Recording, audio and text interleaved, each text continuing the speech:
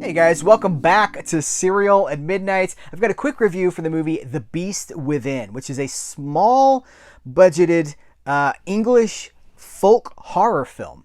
Listen, we don't get a lot of folk horror these days, so I'm really excited that I got to see this in a theater. It's actually playing at my local multiplex. Maybe it's counter programming to all these big summer blockbusters. I'm glad I got to see it in a theater. This is a movie that's okay, I'm going to be very careful about what I say, but I think that some of this maybe you need to know going in, but I'm not going to spoil the movie. Okay, there's a werewolf in the movie, right? It's a folk horror movie, English, right? The woods, pastoral, farm setting, rural, out in the middle of nowhere. There's a werewolf, but it's not a werewolf movie. And the werewolf is actually a metaphor for something that's much richer and deeper and even scarier, because the werewolf is imaginary, right? Like, werewolves aren't real, but what the werewolf represents in our own society is real. Because, these horror movies, when they're done really well, they're not just candy. They are commenting on something about society, or they're using fantastical elements to tell a story. And this movie does it so well. So we see the film basically through the eyes of a child. There's this little girl played by, let me get my names right, played by Kaolin Springall. I believe, hopefully I'm pronouncing that right. She's fantastic. She's an asthmatic child who knows something is going on with her parents. They disappear. They drive out into the woods and come back, like the next day, and there's blood, and it's like, what's going on, right?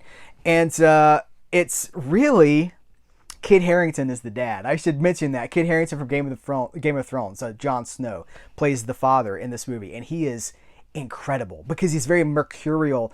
This is the thing. The werewolfism of this movie is used as a metaphor for alcoholism is the easiest one to go to, like, a generational curse that you're afraid of your parents. You love your parents, but you're afraid of your parents. You're afraid which version of my father is coming home.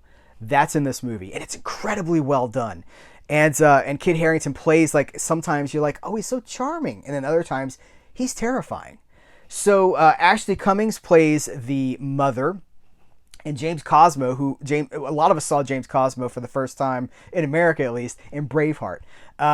They are this family. It's a very small cast. It's almost gothic in its presentation, because we're talking about, like, again, it's out in the middle of nowhere, right? And I'm not even sure what the time frame is for this movie. If we're modern day, if we're in the 60s, it's unclear. It's got this timeless quality to it because we don't really see anybody other than our core characters.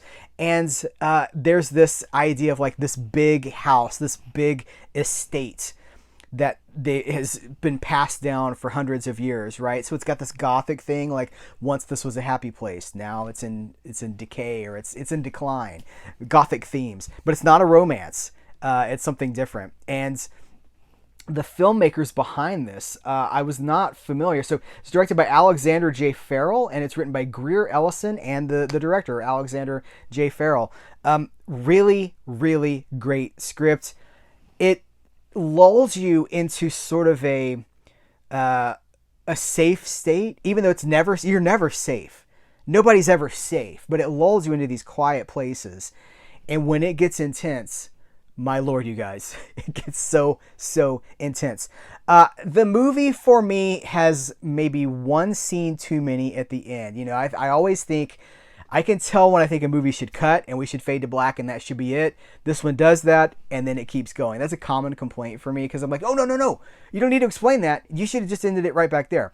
It does go a little bit further, in case that might have been a studio note, because Universal's involved with this movie. It's an independent film, but Universal is somehow involved in it. That might have been a studio note. Like, well, hold on a second now. How did this end? But listen, all in all, highly recommend this movie. If this had popped up on that folk horror Blu-ray box set from a year or so ago, we would all be loving this movie. We'd all be talking about it. It would be one of the hidden gems of that set. Luckily, it's not a hidden gem. It's in multiplexes right now, and it's going to be hitting streaming very soon. When it does, see it. Just see it. It's worth a watch. It is a monster movie that uses the monster as a metaphor for something much more real and, frankly, much scarier, because some monsters are real. That is my review for The Beast Within. If you see it, let me know what you guys think about it. We can continue the conversation in the comments below. Thank you so much. Take care. Till next time. I'll catch you later.